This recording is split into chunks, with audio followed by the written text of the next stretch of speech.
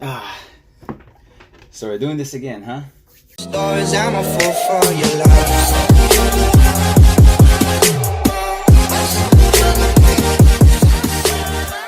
Alright guys, so welcome back to another how-to science video.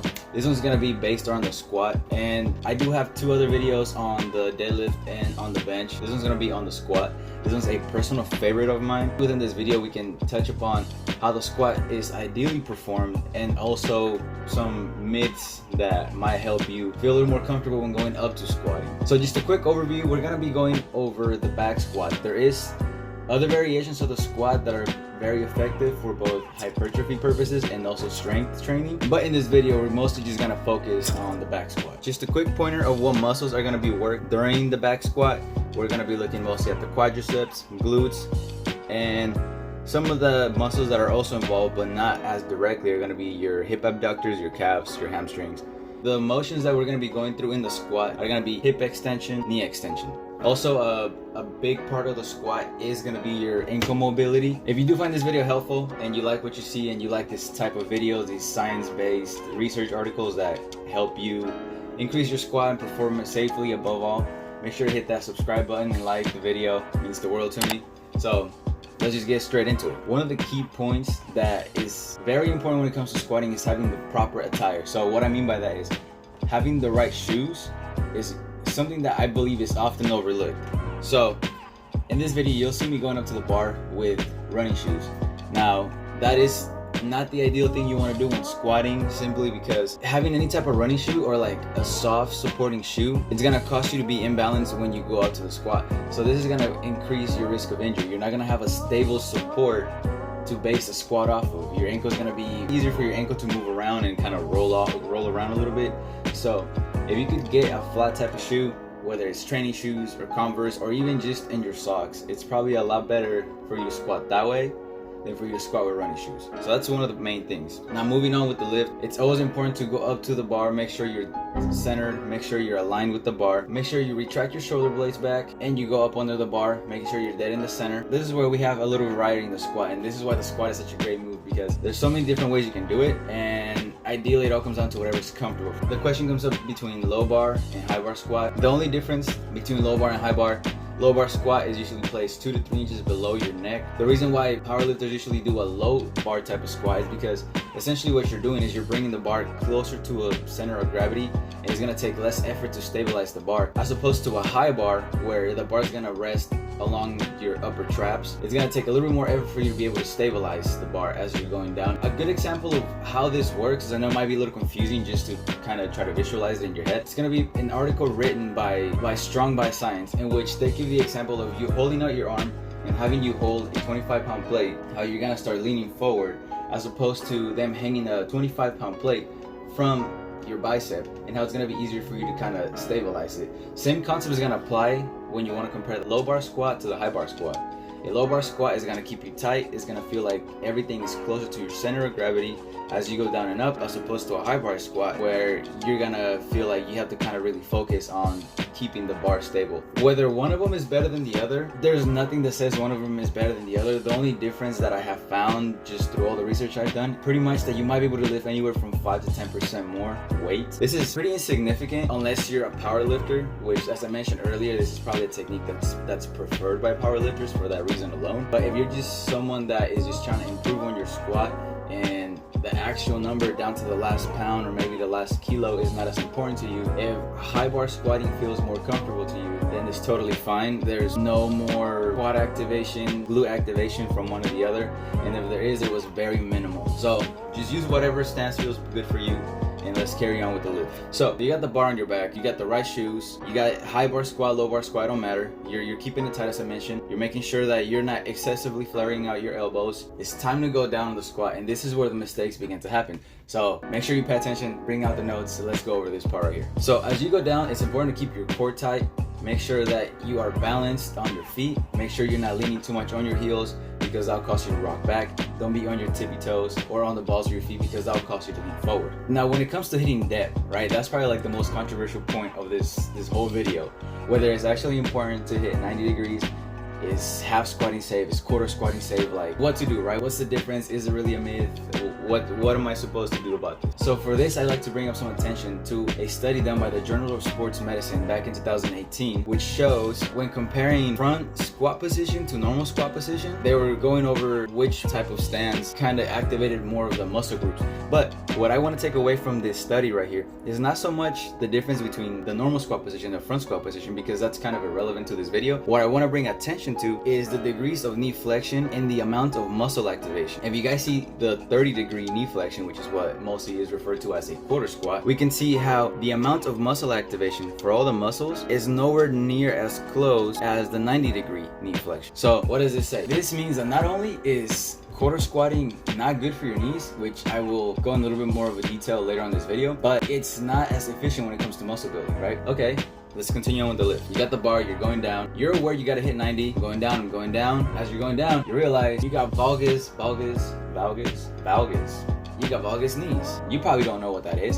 So let me go over what valgus knees are. So valgus knees is pretty much when your knees kind of cave in a little bit as you're going in for a squat.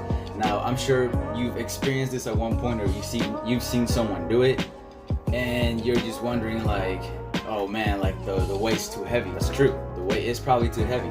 But that's not the only reason why that happens. There's reasons why that is happening, and there's ways to fix it. Generally speaking, without getting too much into detail, the reason why you might have valgus knees is because of weak pelvic muscle. So how do you fix that? You train your pelvic muscle. This is pretty much like your hip abductors and your hip adductors. Primarily, if you want to prevent your knees from caving in as you're going down on a squat, you mainly want to work on your hip adductors.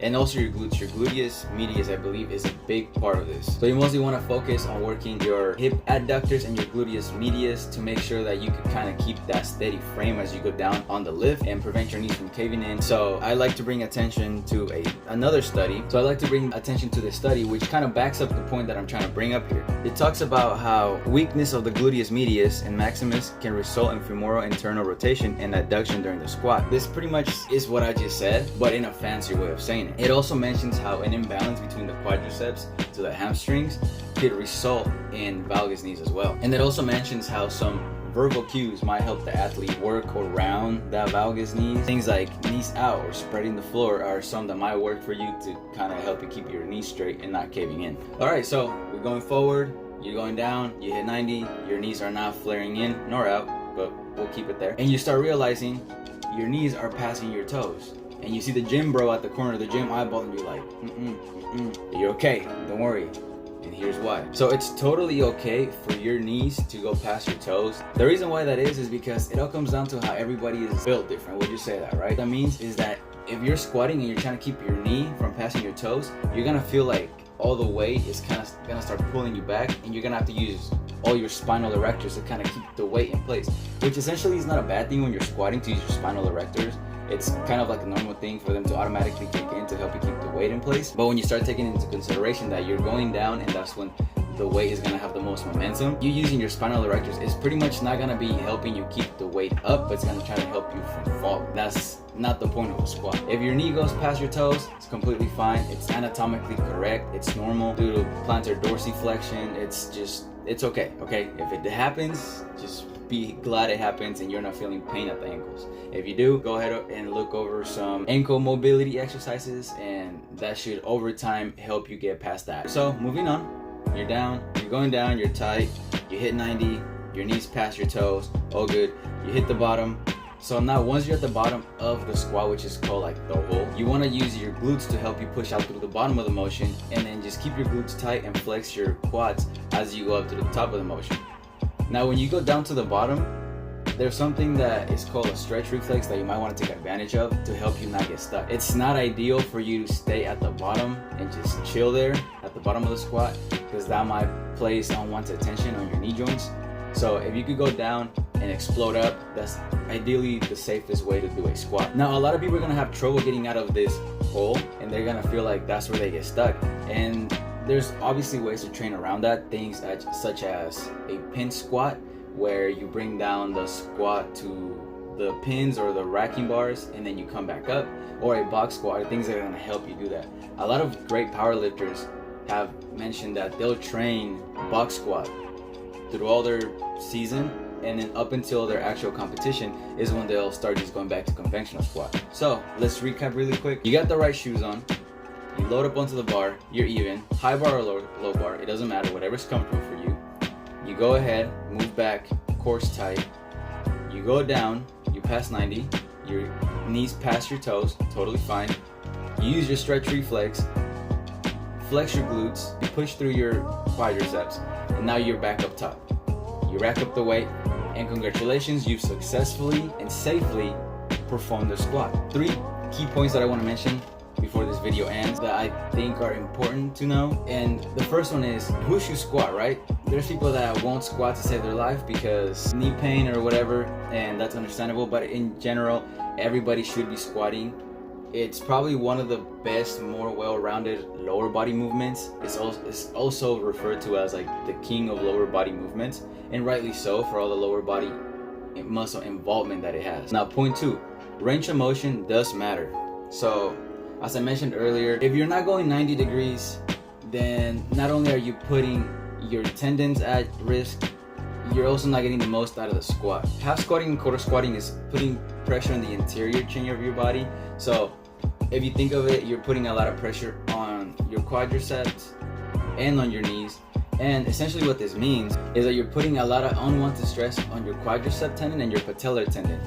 And as you're just rocking the weight back and forth, not going all the way down to depth and fully engaging your quadriceps and your gluteus maximus, your tendons is just gonna be rubbing against your knee bone. And essentially that's how you get people that could put 4 or 5 plates on a bar, barely hit maybe 60 degrees, call it a squat, and maybe a year or 2 from now, they refuse to squat because knee pain is killing them. So train smart, let the ego out the door. If you can't hit 90, just don't touch the weight at all. And lastly, and probably one of the most important points that I want to make sure I touch on, is the importance of training your accessory muscles when it comes to the squat. If you take all the points that I have mentioned here and you see where your flaws might be, try to attack those flaws. That way you can have a more well-rounded squat, and that way you not only train better, but you also train safer. Something that I'm trying to promote here is kind of like longevity, making sure that you're training for a long period of time as opposed to really hard for a short period of time. If you could train really hard and smart for 40 years, that's gonna give you a more well-rounded physique than you training really hard for 10-15 years, and then after that, due to killer knee pain and back pain, you not being able to move a weight at all. That being said, that covers the full range of how a squat should be done. 3 points that I wanted to touch on the squat and some quick myths and mistakes. So make sure to like the video, subscribe, share if you guys found it useful. Let me know what you guys think. Let me know if you guys are enjoying these type of videos. They're actually really fun to make. I always find something new while I'm doing these. And without further ado, we'll see you guys in the next episode. Thank you guys so much for watching. Peace.